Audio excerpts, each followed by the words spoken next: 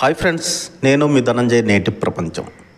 భానుప్రియ 2 సంవత్సరాల నుండి మెమరీ లాస్తో బాధపడుచున్నారా?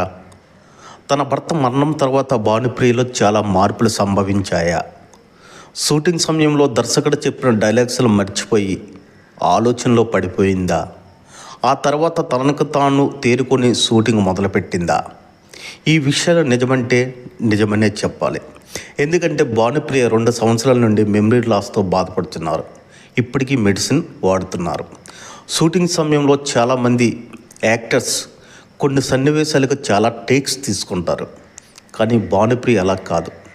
ఎంతటి సన్నివేశాన్నైనా కెమెరా ముందు 1-2 టేకులతోనే అవలేలగా డైలాగ్స్లు చెప్పేస్తుంది.